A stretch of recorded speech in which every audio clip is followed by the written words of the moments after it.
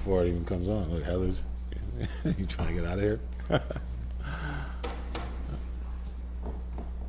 I mean, if the council wants to start, we can start. It's up to you guys. Yeah. Yes? Okay. All right, and that is what we'll do. So it is 11:32, and this is the Committee for Economic Development, Downtown Metropolitan Planning. Me to my right, our illustrious Councilor of the 2nd District, Pat Hogan. To my left, Councilor Tim Rudd, jealous of the illustrious title.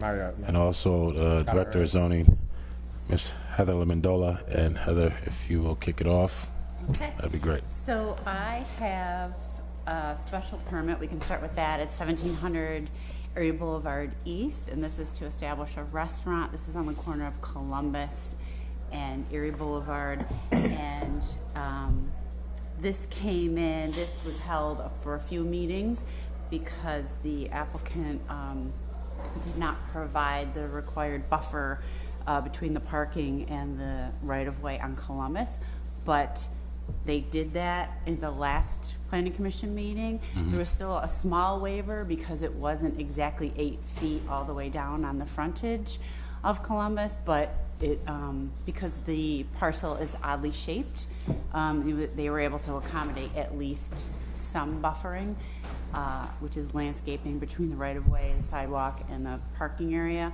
And so the planning commission approved that because of the new buffering that was proposed. Any questions, comments, concerns? No? Nope. Next item. The next two are companion pieces. So this is one is a zone change. It's for one piece of property on Richmond Avenue, and it's to expand an existing planned development district for United Auto Supply warehouse. It's bounded by Richmond, Erie, and Van Rensselaer. And so the first case is the actual zone change from residential zoning to planned development district, and that's at 225 to 231 Richmond Avenue. So again, that's just expanding a previously approved planned development district and zone change area.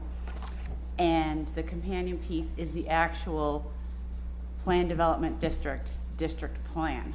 So because they're adding to it, they're adding to their overall structural coverage or open space or floor area ratio. So that needs to be approved by this body to expand and change the district plan. So those two are companion pieces. In addition, as a new business item at the next planning commission, we will, if you approve these two things, we'll have the actual project plan review, which is the physical construction of the warehouse. We'll see what it looks like, and they're adding 20,000 square feet to the previously approved one. This is a significant amount of jobs. I did talk to Mr. Rinaldi about this, and Heather gave me some guidance on this too.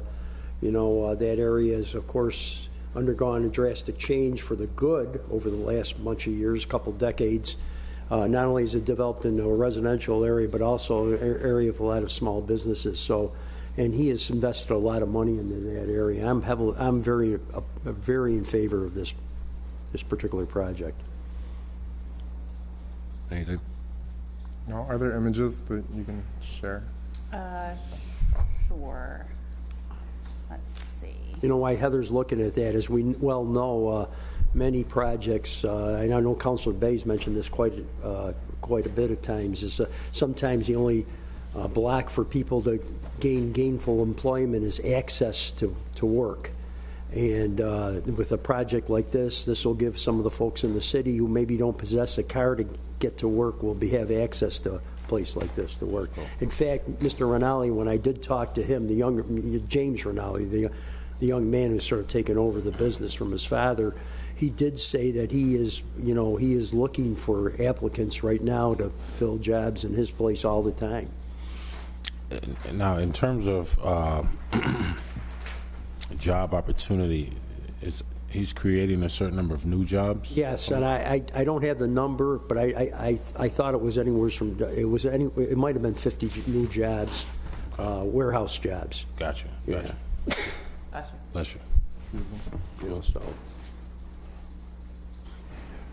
this is the AMR.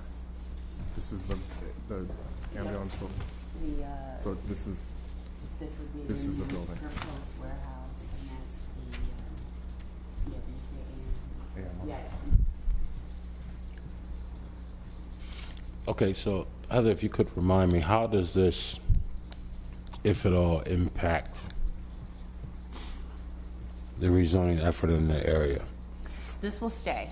We're not changing any of the planned development districts or the planned institutional districts. Right, Those I are going to understand stay. That's the purpose And- for doing them, of course. That's right. And the majority of this land was industrial previously. Yep, So to change it to a planned development district in the first place was because it has like its own mini comprehensive plan. The planning commission and the common council found that it was Right. appropriate. And And Marcel's Casket used to be there. In fact, he's the one who's Right. redeveloped that old property, too. yep. yep, okay. Anything else on that? There's no buffer on the Erie Boulevard West part. There is, I could pull out the landscaping plan. I bet you there's some grass here maybe. But there's definitely screening here and along the residential here and some shrubbery along Richmond. That's it? Next item? Okay, so the last item that we have is the final scoping document for rezone Syracuse. You had the draft scoping document previously on your agenda. We had a comment period. We received comments, and Dan Kwasnowski, the director of SACPA, has put together in your packet a table and a response to every one of those comments. So I'm not sure if you've had a chance to look at it yet, but you want to go through those or talk about any of those specifically. Dan is not here right now, but we could go through any of those with you when you have questions, if you're ready, when you're ready. When did you send this out? Friday. Yeah, I didn't get that. We emailed it. When we schedule the vote on, Well, I mean, it would be up to you. Typically, if it's on this committee's agenda today, it would be on the study session next Wednesday, ready for a vote on the 16th. But, that's it's your priority. It's your prerogative. Friday. I'll look for it. Okay. I'm pretty sure, well, yeah, Yeah, it seems like you gave it to his Gmail. okay. yeah, I remember getting it, Okay, and good. I haven't had a chance to look at it. And, Yeah, there's a lot of information here, so. Right. um, It might even be worth, obviously, it'd be worth a couple separate meetings, I imagine. Deacons. Councilor Bay will call. Probably why, 'cause I don't know her. And we can have Man. Dan available on Wednesday if She's need not in my be. Yeah. If there's any other That's why questions I from did. anyone else. Yeah, so, look like it's Kathy Deacon, Yes, our clerk. which she's not in my contact, so it probably went to spam. Junk, okay. And I junked it. I always junk spam, so Don't junk her. that's why I don't have it. I don't know who she is, so. Okay, If you want to forward it to me? So if you can forward it to us, from Tim. okay. All right. Yes, so she's the clerk in our office, so you deep down. Okay. Yeah. And I know from experience, Owen Carney always answers my phone calls, too, no matter what time I call.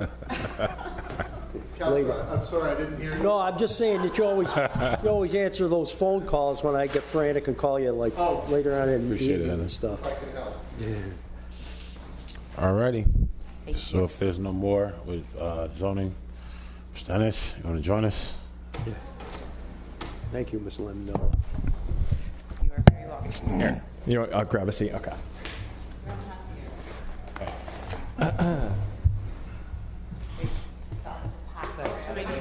Support. All right. Well, good morning, counselors, for a little bit longer here. Eric Gunnis, Director of Business Development within NBD. Jen Tip, Deputy Commissioner at MED. You can slide this mic over to her just. So, neighborhood business corridors. Yes. So this is, I think, a great opportunity to give some updates. Wait, Eric, let me clarify first. You guys don't have any items, right? No legislative any items. items. Okay, No, okay. but happy to share I just. told him that I would ask him about an update for the effort toward neighborhood business corridor. I don't know if you guys saw the Yeah. report. I went Yeah, to we a shared it, right? on it. Okay. Great. Great. So we've spent the better part of 2019 really gathering, collecting as much data as we possibly could through the Camoin Associates study that we had completed, really focusing on 9 commercial business corridors, in addition to the fact that we did do an extensive study on South Ave as well. At the same time that we were completing those studies on the corridors, we've also been taking a look at micro neighborhood planning, and so last month with the Mayor's State of the City address announced the Resurgent Neighborhoods Initiative, and the acronym is RNI.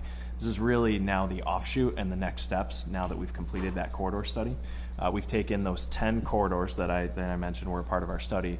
We're now looking at where can we target strategic investments from a city perspective with resources such as infrastructure, when we're doing a mill and pave, when we're looking at our road reconstruction or sidewalks, or now that we have more data on the road ratings throughout the entire city with SMTC, and deploying those dollars very intentionally. At the same time, we know from a neighborhood perspective, and we've been talking about infill as well, there's opportunity to build new housing or to redevelop through other federal HUD entitlement dollars.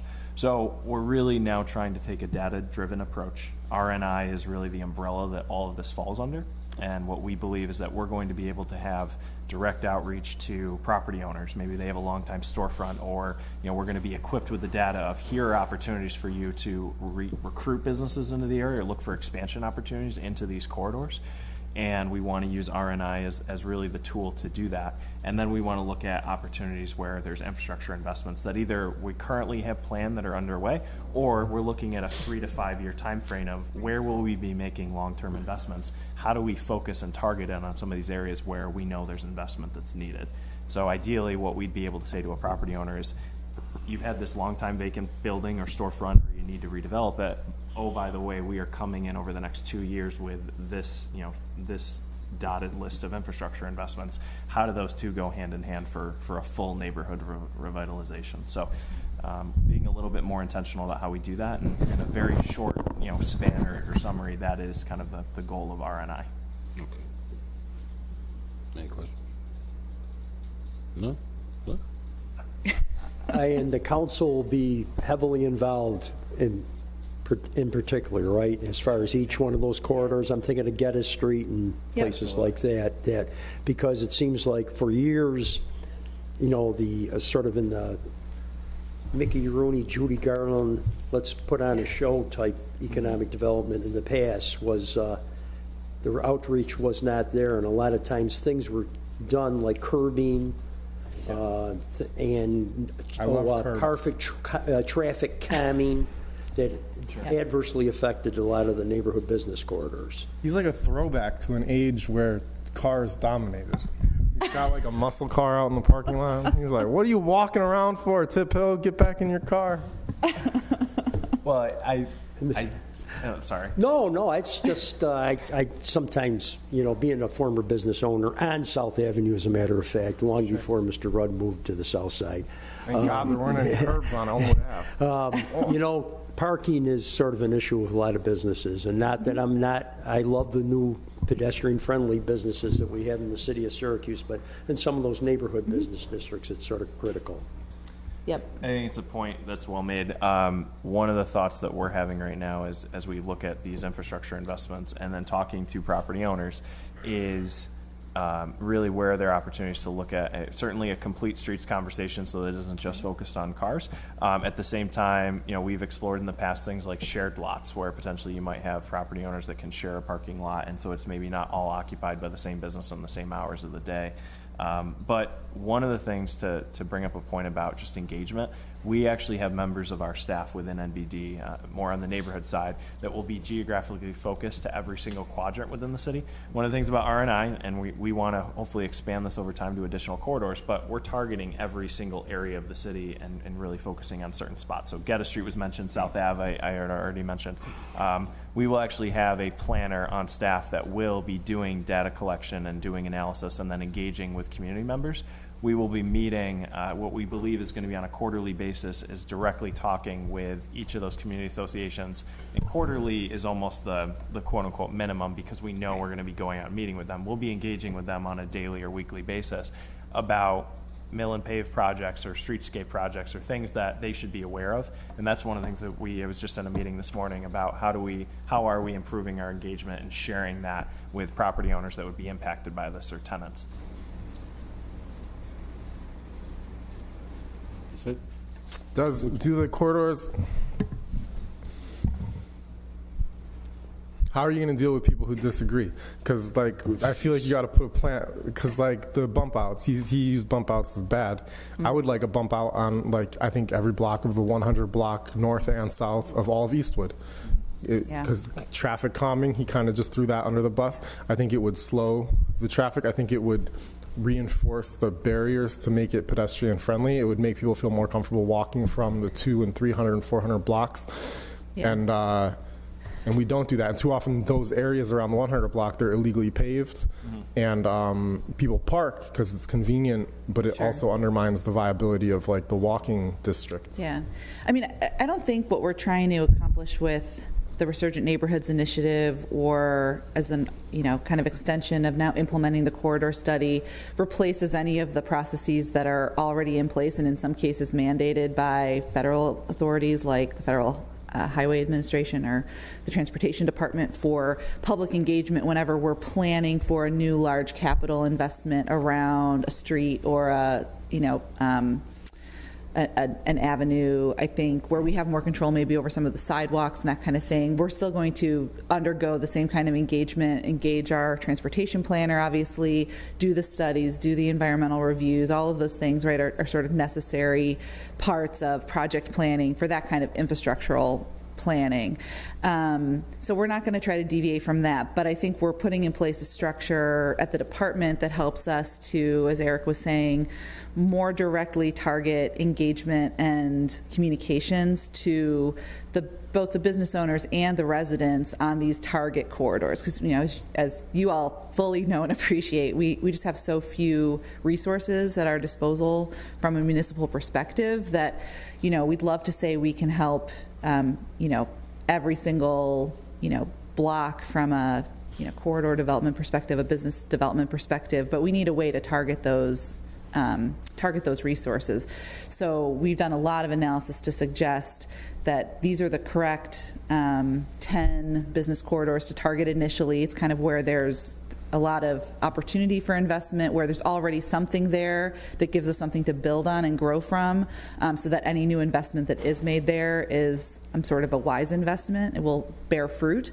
And then we're going to continue to do kind of ongoing analysis, and this is where our planning team comes in, over time, to see where there are new pockets of opportunity, right? So it's not intended to be a static thing, like these are the only 10 corridors we're going to focus on for years to come. It's just for now, we think these are the right places, and the residential, ribs that come off of those spines, because of their infill needs, are the right places to focus. So this just gives us a way to really have that focused effort. I think we're going to still have to engage in some of those other processes when it comes to things like infrastructure planning, obviously engage with our colleagues in zoning and planning around actual redevelopment of property. So all of those processes are still going to be utilized, and certainly, to Councilor Hogan's point, we'll be engaging you all along the way as really net new projects are identified that we think would be good fits for these business corridors.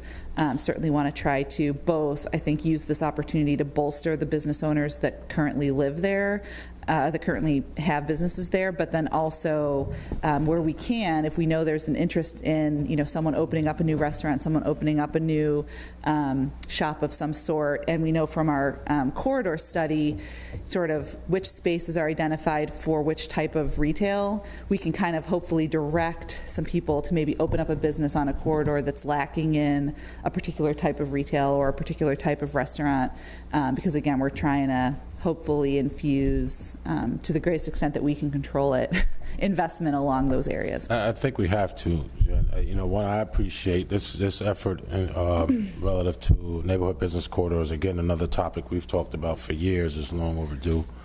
And a more, to your point, surgical approach to attracting business and more importantly, attracting businesses that the market supports. Yep. Otherwise, we'll end up with the same type of vacancies we've had over years. Everybody believes they can open and run a business. Exactly. You know, oftentimes with no understanding of market demands. Right. Sure. And a lot of people believe that service businesses, with all due respect, function like retail businesses, and they don't. Yep.